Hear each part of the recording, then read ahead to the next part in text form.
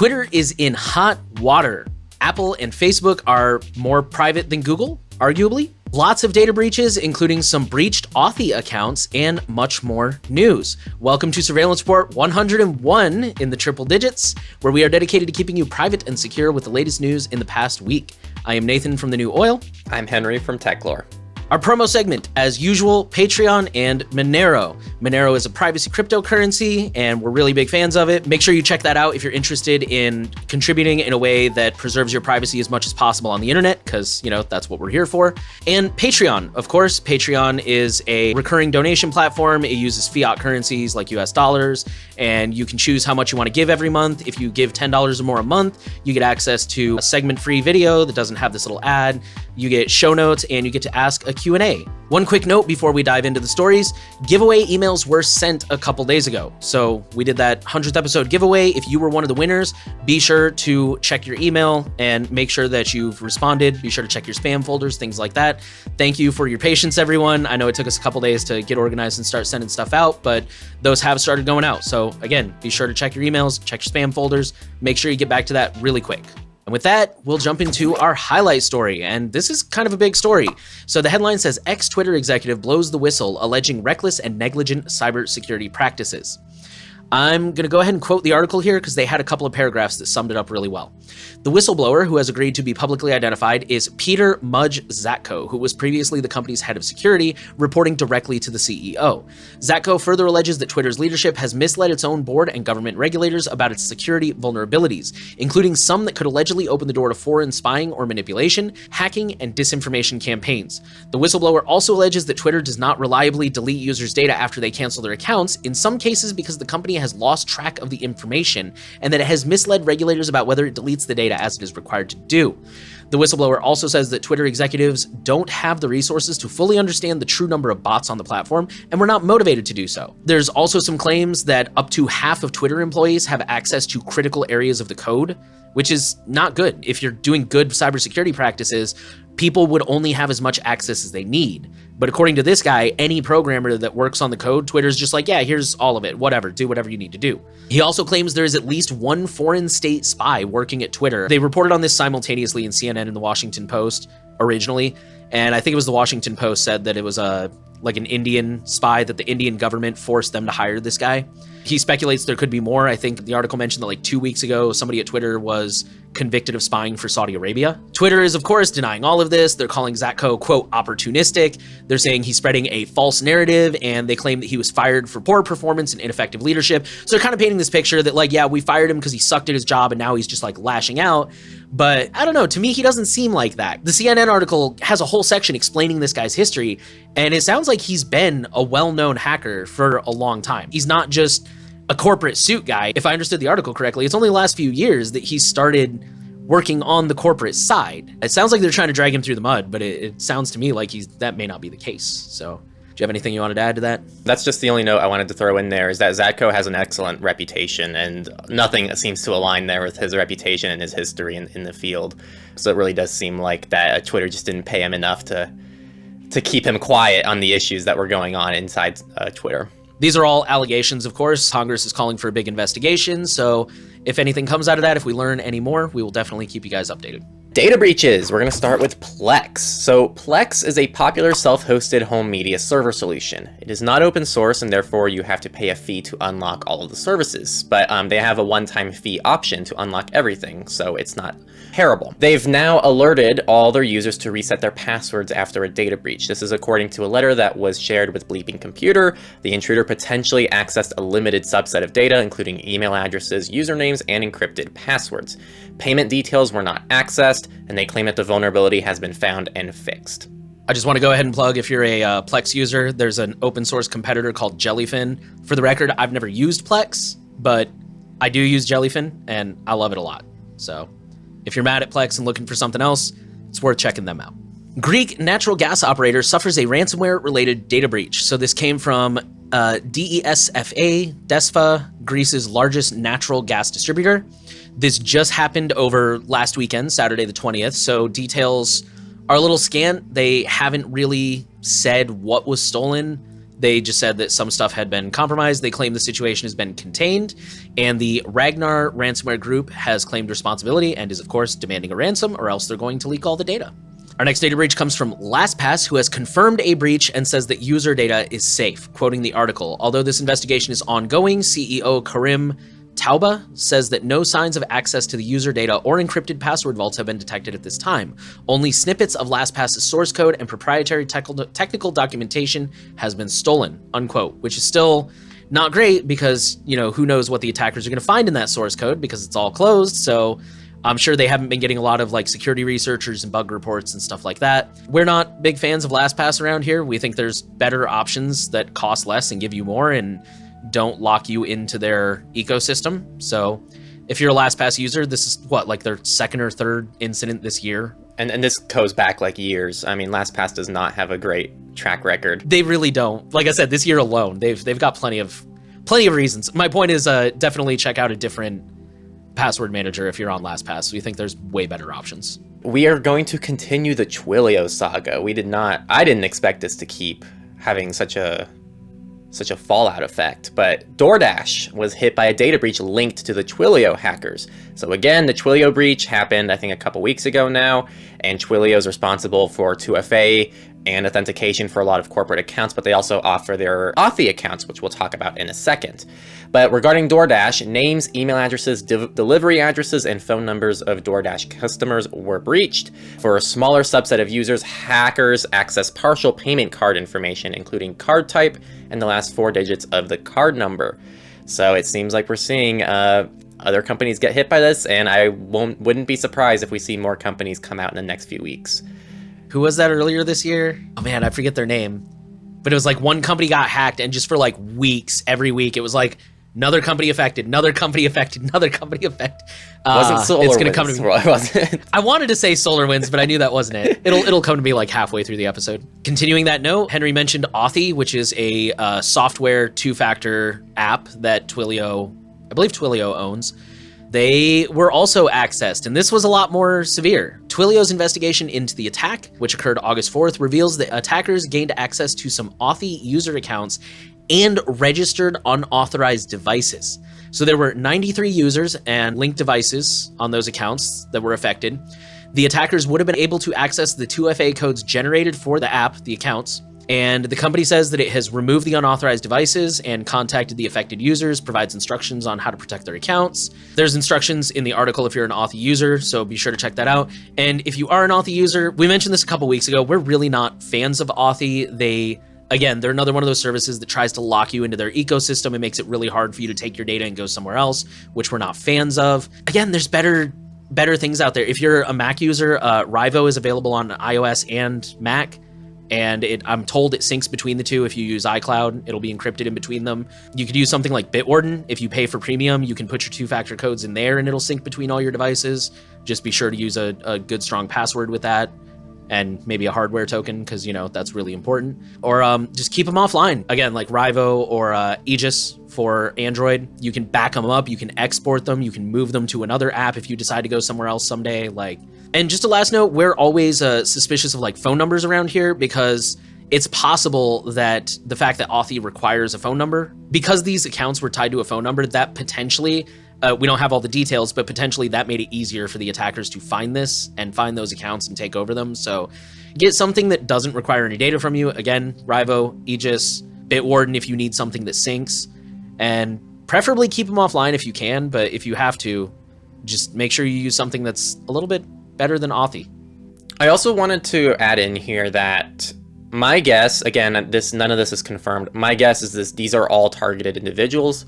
Last week, we read about the Signal accounts, again, phone number problems, that were directly accessed. And it was something, like 70, it was less than 100 people that were affected, right?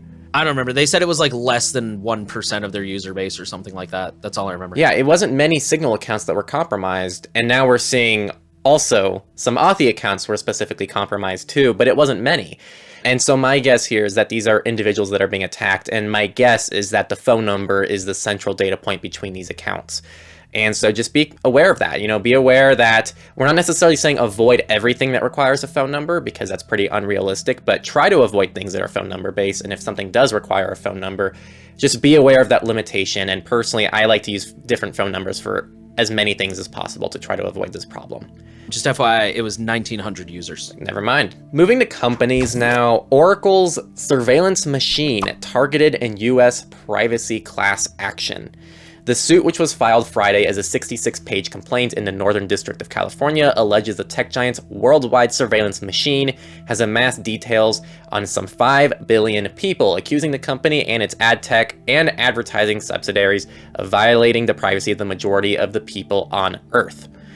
The substance of the complaint hinges on allegations that Oracle collects vast amounts of data from unwitting internet users without their consent and uses this surveillance intelligence to profile individuals, further enriching profiles via its data marketplace and threatening people's privacy on a vast scale, including, per the allegations, by the use of proxies for sensitive data to circumvent privacy controls. To a lot of people listening, this isn't probably a huge eye-opener. This is pretty normal stuff that we talk about a lot, but it is nice to see that we're starting to see some actions taken, and this is just the announcement of the class action, and we'll keep you all updated if there are any updates on that in the future. I just want to add to that, the reason I think this is such an interesting story is, if I read the article correctly, Oracle's being tried as a data broker. Interesting. Like, they're not targeting the processes by which Oracle does it. They're saying like Oracle is a data broker and they're not getting their data from meaningful consent. And like no one's ever done that before. So I really hope this will go somewhere, because that'll open the door to sue, LexisNexis and Axiom and like all these other companies that all they do is collect data. It won't necessarily get rid of them, but it might force them to be a little bit more transparent with their stuff and, require them to get a little bit more consent. All right, our next story is about NSO. And speaking of hoping things change in the surveillance industry, an NSO chief has stepped down as the Israeli spyware firm is restructuring. The NSO group, in case you're not aware, is behind Pegasus. You may have heard of them. It's a zero-click malware that is typically used to target dissidents and journalists in foreign countries, and probably sometimes not foreign countries. It's a spyware used to keep an eye on their phones. And anonymous insiders said that the CEO would remain in the company and that an additional 100 employees, which is about 13% of their total workforce, would be let go. Personally, I don't think this is a hot take. We're hoping that this is a sign that NSO Group is circling the drain. For the record, they are not the only spyware maker out there. There are plenty of others, but they're just kind of like the most well-known one. And in my opinion, every one less is a win for the world. So we're not a fan of them. Google has cracked down on VPN-based ad blockers. Google has announced that Play Store policies for developers will change regarding VPNs. The logic is to stop VPNs from tracking users, but this will also work in reverse by blocking VPNs that block trackers and ads. This particular piece comes from Blockada, so it goes on to talk about how they're working around this, but the broader context of the story is worth knowing. Personally, I genuinely do think this is probably being done for good reasons on Google's end. This is a pretty common problem. A lot of these free VPNs you see on the Play Store are heavily not privacy respecting and are claiming all this data for themselves. So I think the intentions are good, but yes, this could also have some negative impacts for people actually trying to do good on the Play Store. This reminds me of the Brave story last week of Brave has to work around iOS limitations to prevent abuse, but it makes things harder for people like Brave to make them better. A quick update, Snap agrees to a $35 million settlement over a privacy lawsuit. This lawsuit alleges that Snapchat's filters and lenses violated Illinois' Biometric Information Privacy Act by collecting and storing biometric data without user consent.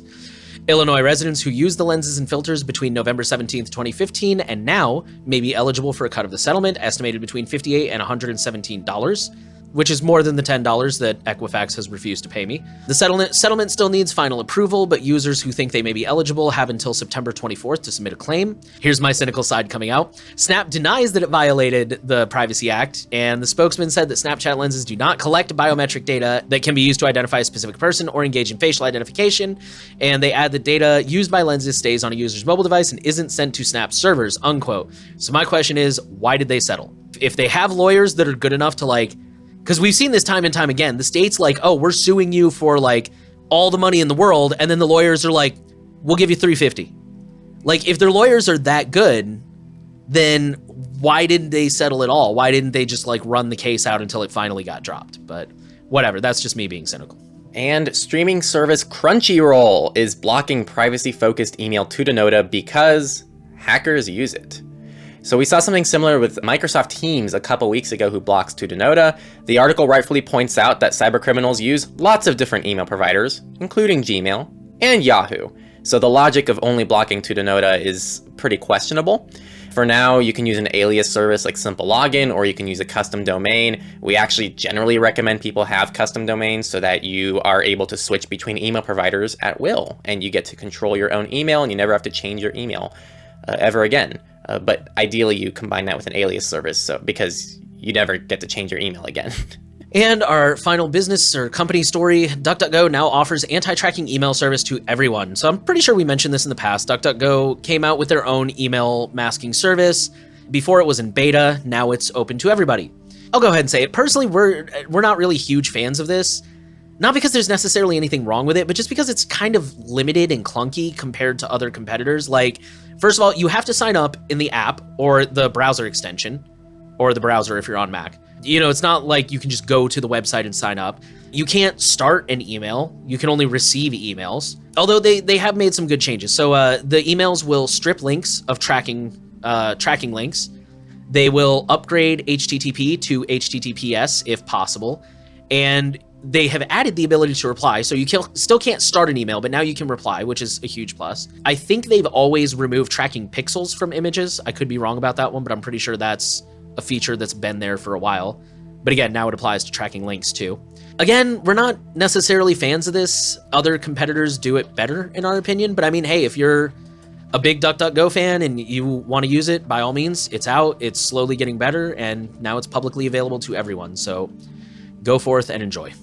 Also, just to outline in the notes, they do clear up some privacy things as well. If you're concerned from the privacy angle here, they say that they don't store any of the data of the emails and everything's wiped immediately. And so it seems to be privacy respecting, at least by their word, just to outline that. But it still doesn't change that. I'm not a big fan of this, and I don't think Nate is either, just in general. But if it works for you, then great. And now the research of the week. Software developer cracks Hyundai's car security with Google search. So the title says it all. A researcher going by Green Luigi 1 wanted to modify his infotainment center. The article mostly walks through the various steps he took to do this, the most alarming being that when he tried to find the secret key that would allow the car to accept his modified firmware, he found the actual key itself plainly posted in a PDF as an example. So that's pretty embarrassing.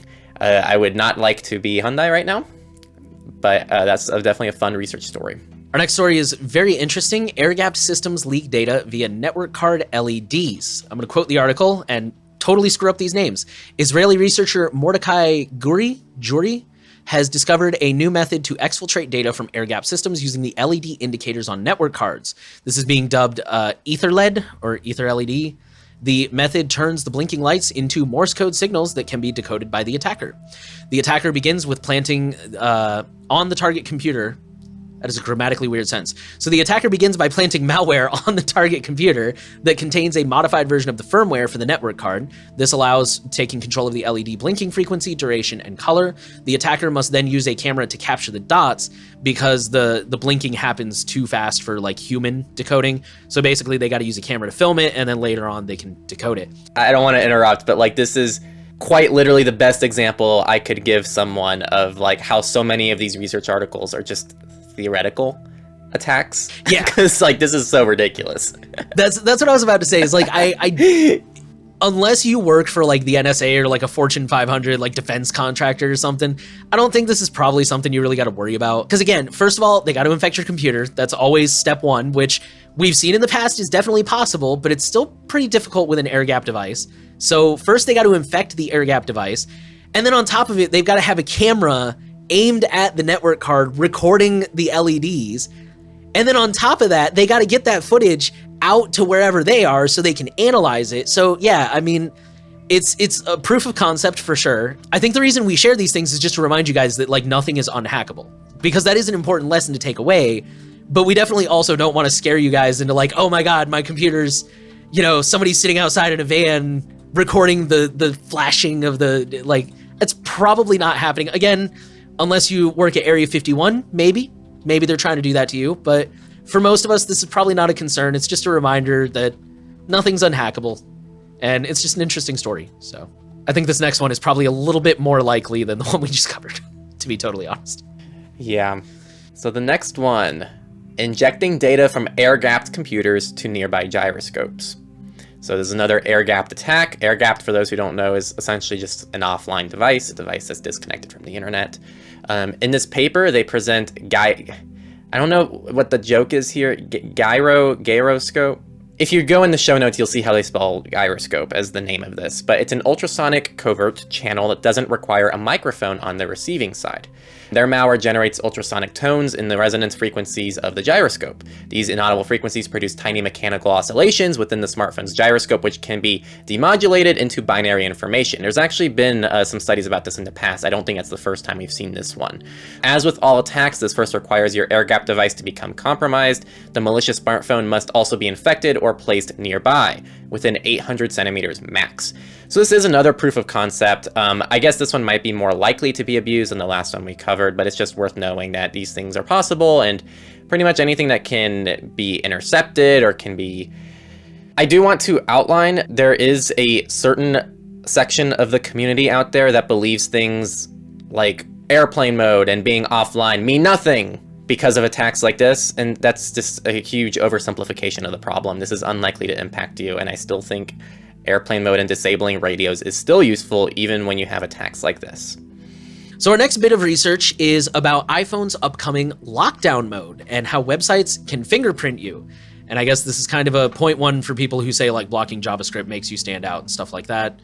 So this comes from John Osbey, who is the CEO of Crypty.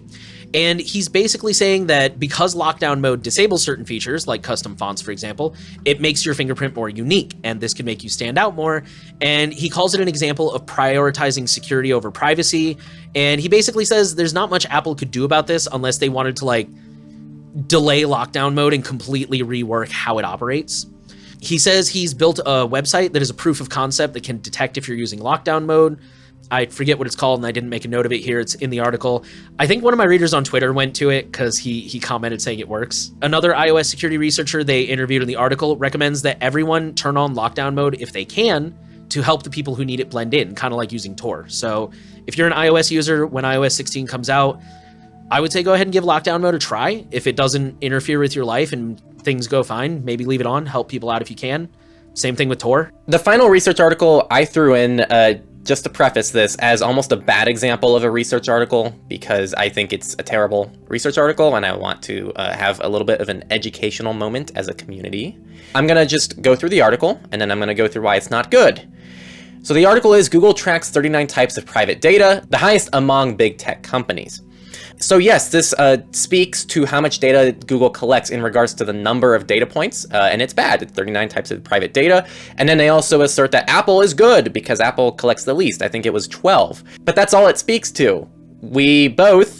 Before we actually came together on this, we supposedly both did the same thing of trying to find the actual linked analysis, which they didn't provide, or research methodology, which they didn't provide. All they include is just a chart. And the chart has the 5 tech companies and the number of data points they collect. They don't even tell you what the data points are. There's also the fact that Facebook collects only 2 more data points than Apple. So is the takeaway here that Facebook is just almost as privacy respecting as Apple? And I would say no. So this doesn't seem to be a great overall assessment of the situation. What they're analyzing doesn't seem to mean much. Their methodology there is no methodology. And we just have a lot of questions about this research article, but if you just read the headline, you're going to come away from this thinking, wow, Google is awful for privacy and Apple is fantastic for privacy. And the reality is it's a bit more nuanced than that. And yeah, I threw this in because it's a bad research article, and I hope you all learned to always go through the primary resource. And Nate has a fun story too. Yeah, I kind of wanted to throw this in more for to let you guys know. So I actually commented on the original article asking like, hey, do you guys have a link to the study or any more information? And my comment's not there. I don't know if they deleted it. I'm definitely not accusing them of that because it could also just be a glitch. And I just kind of wanted to note that happens a lot on YouTube too. So like sometimes we'll see you guys comment like, oh, you deleted my comment. We probably didn't, actually. We typically don't delete comments unless they're like really abusive or like really not okay. If it's just a difference of opinion, we don't delete your comment. We don't care. So yeah, could have been a glitch. I don't know. Maybe they did delete it, but yeah, it's definitely, like you said, like at face value, it was just kind of like, oh, this is an interesting study. But then you kind of go to learn more information and it's like immediately it's like, okay, what data points? Like, how did you do this? Did you do packet capture? Did you compare the privacy policies? Like, yeah, it left a lot to be terribly done. And it doesn't include things too, like, well, when they talk about Facebook, are they also including all of Facebook's other applications and tying that data together? Like, what's the context of the data collection? Like, there is just so much. Did they look at WhatsApp and that's yeah. it? And they're like, well, it doesn't collect message data, so that's good. Yeah, it was just terribly done. And also on the comments thing too, some of you people, guys, come on. We're not on YouTube Studio in real time deleting your comments. If you left a comment and it's not showing up, it's probably YouTube that did that, and we're sorry. We always go through the help for review section every once in a while to see if anything is a false positive. Normally it isn't. Normally YouTube just randomly deletes comments, so we're sorry. I remember that happened to me a lot in the early days of my channel. You and I were trying to figure that one out. It was like every third or fourth comment would make it through and everything else got deleted. It was really yeah. weird. Nate's The New Oil's channel was not able to leave comments on the Techlore channel back when surveillance support was on Techlore. I couldn't even leave comments on my own videos half the time. So yeah, it was bad. Yeah, so like, we're not doing that, guys. Gosh darn it. With that, we'll move into politics, and we kind of only have one story this week. This story comes from India, and it says the India railway firm scraps plans to monetize customer data following uproar. I'll go ahead and read the article. Indian Railway Catering and Tourism Corporation, IRCTC, is a state-run firm with a monopoly on online booking of train tickets, and they have scrapped their plan to monetize customer data, after its tender drew concerns from many. In a tender earlier, the firm had proposed appointing a consultant for digital data monetization on rail passengers' data. The tender sought to explore studying customers' behavioral data, their frequency of journeys, as well as geography, the kind of ticket they purchase, and mobile number and gender. The plan, had it been approved, would have helped the firm increase its revenue by more than $125 million, according to an estimate by the firm. The uproar about the tender prompted the Parliamentary Standing Committee on Information Technology, chaired by Indian politician Shashi Tharoor, to summon the IRCTC executives to answer public concerns. So yeah, that's a win. They were looking to make more money and everybody got really pissed and they said, never mind. So remember that raising awareness and complaining about these things sometimes can make a difference. It's not always a total defeat. They might try something else in the future. I don't know. We'll try to keep an eye on that. But for now, that's a win. I have some bad news. Free and open source FOSS section is empty this week. So that's it. That's the update for FOSS. So we'll go right ahead into Misfits, and we have some good news. So bad and good news. Don't worry, I've got you all covered. University can't scan students' rooms during remote tests, a judge has ruled. So an Ohio judge has ruled that a Cleveland State University's virtual scan, the way this works, for those who don't know, because of all the remote learning and everything, sometimes before tests, they want to ensure there's no cheating or anything like that. And so what they'll do is they'll have you lift up your computer and you'll do like a whole room scan. That's called a virtual scan, and it's done for anti-cheating purposes. And this is normally done in like a private home. So they have found that this was unconstitutional because of the Fourth Amendment. That's pretty much it. It's a good win for privacy, though obviously other problems remain with these virtual softwares. And just because this case ruled in this favor doesn't mean that this is now law or anything. People can still do this. It's just this might start setting a precedent in the future for similar situations. Last but not least, hackers are breaking into and emptying Cash App accounts. Title pretty much says it all. In one person's case, Cash App has not reimbursed them for the stolen funds, and it's unclear if they will. If you're a Cash App user, this is worrying. Cash App, for those who don't know, is just Venmo, PayPal. It's one of those apps where you can send people money. So I looked into this because, whenever I see these kind of stories, I'm like, all right, what can we do to defend ourselves? Cash App apparently does not have a password. You log in by either entering your email or your phone number, and then they send the code to you.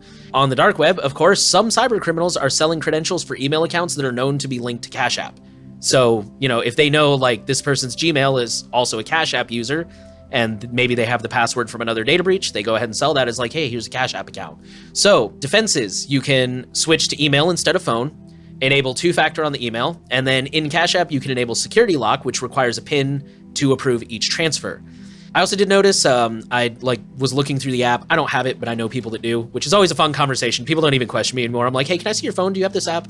I was looking through the settings, and there is an actual 2FA setting, but it says in the description, it says something like protect your tax information. So I don't know if that relates to sending cash or if it's just your personal data, which still couldn't hurt. But yeah, if you're a Cash App user, first of all, I'd reconsider it. If you don't really send cash that often, maybe just give people cash. But if you do use it a lot and you really need it, then be sure to lock it down and secure it. And now we have our Q&A of the week. Again, these are questions submitted by our awesome patrons. So if you want to ask us any questions, it can be about us, it can be about the news, it can be about just general privacy and security, go ahead and join our Patreon. The first question is from Petrified this week. This question is broken up into a lot of minor questions, so I'll just go through them very quickly. Is a private or open source GPS device possible? Yes, it can be. I would ask why. I always like to think of why something is open source and the context behind it being open source. In the case of GPS, it would be good for transparency to know it's not collecting anything else. But at the end of the day, the GPS protocol itself is probably the more privacy intrusive aspect of things. So even if a GPS device is open source, I'd say that concern is still there. Do you think device compartmentalization for navigation tools is practical? Generally, no, but that's going to be up to you. If you have a GPS unit in your car, like one of those Garmin or anything else that's similar to that in your car, I mean, maybe you find that more practical. I think that really depends on the individual. So it really just depends on what you're using for your GPS device. Do you think a FOSS GPS could perform better than a proprietary one? Yes, nothing's stopping it from doing that, but I've used a lot of open source navigation maps on phones, and frankly, I find them pretty crap compared to the mainstream alternatives, especially for navigation. The maps part of it is fine, but actual turn-by-turn navigation seems to be the big hiccup on a lot of the open source alternatives. Just to outline some of the things I've tried, Magic Earth, I've heard some good things about. I don't think that's open source. There's organic maps, and there's also OSM and anything else that's based on OSM and. And also, as far as I know, don't quote me on this, but I'm pretty sure a lot of those GPS units you put in your car have the maps downloaded offline. I don't think they require ongoing internet access, so all you're dealing with those external devices is just the GPS signal. You're right, which makes them a double-edged sword, because on the one hand, there's the privacy aspect of it, but on the other hand, you have to make sure you update them and download the new maps regularly, and also you probably aren't getting traffic data. So it's not going to take you on the fastest route, it's going to take you on whatever it believes is the most direct route, which may take twice as long with traffic. So got it. Well, in that case, maybe the best middle ground is to use something like a GPS unit, but you can use something like Google Maps in a secure private browser to just check what route it recommends. That doesn't require satellite to do that. You just type in the destination and the original address, and if you have a properly set up browser, there's not much data leakage to Google or anything else you want it to use online. And then you could just cross-reference the routes with your GPS unit. You have a lot of options. All right, and our second question of the week came from Seth, who says, which Android ROMs do you recommend most and why? Truthfully, I would say just try whichever one you're looking at, because as far as I know, all of them offer the ability to roll back to stock Android. So if you try one and you don't like it for whatever reason, then just roll back or try a different one. It's one of those things where you have nothing to lose. Just back up your data and you're fine. That would honestly be my advice. If you're delving into the world of Android ROMs out there, you probably know what the common ones are and what the common recommendations are, and you probably are considering some of them. Just try them. Try them, see if you like them, see if they work for you. With every single ROM, I've heard conflicting reports on usability. Some people are like, I daily drive it, I have no issues. Other people are like, I tried it, it broke everything and it sucked. It sounds like your experience will mostly be based on what apps you use and as an end user, what you want out of it. Really, I would just say try them. There is an order that I would recommend, but at the end of the day, if one of them doesn't work for you, I think as long as the bootloader's locked, as long as it's not Lineage or EOS or something. No offense to those guys. I mean, they're making devices last longer, and I respect that. But as long as it's something that's secure, I really don't think there's anything wrong with trying and finding the one that works best for you. Yeah, that's going to be the only thing I was going to come in on. Is I'd say really the one thing I'd really look for is if it has verified boot or not. And even if it doesn't, I wouldn't say it's a no. I still think Lineage, EOS, and all those other ROMs have a place. Just be aware there's a little bit of a security downgrade by using those, but for most threat models, you should be fine even with that. And sometimes it comes with still an advantage. If you're using a device that doesn't get software updates because it's 4 years old, and you're able to upgrade to the newest version of Lineage, you still get some software updates at the cost of no more verified boot. So just some things to think about. It's a pretty complicated issue. And that is all the news this week. So some really explosive accusations made about Twitter, which we will try to keep you guys updated on. Apple and Facebook are arguably more private than Google, but you know, we covered that. There's some questions there. And again, a lot of data breaches this week, a lot of updates to the Twilio thing, including some breached Authy accounts. So make sure you respond to that accordingly. And much more news that, as always, we will try to keep you updated on as we can. Our promo segment, to remind you guys, we have Patreon is a great way to support us. It's ongoing recurring payments. You get benefits, you get show notes, you get a ad-free segment or an ad-free episode. You get to ask a question in the Q&A if something's on your mind. And then if Patreon is not your speed, but you still want to support us, there is Monero. Monero is a privacy coin. We see practically nothing about you. I think we can see like transaction ID and how much you sent, and that's it. Which, on that note, we do see all the donations that come in. Thank you guys very much for supporting the project. It's really awesome. It's so helpful. Thank you so much. Thank you guys for listening to Surveillance Report. As always, final thing we want to ask of you, share the podcast around. Make sure you are subscribed. Give us a rating if you're on a platform where that is an option. We are trying to reach as many people as possible with the message of privacy, and you can help us do that. So thank you again for listening, and we will see you guys next week.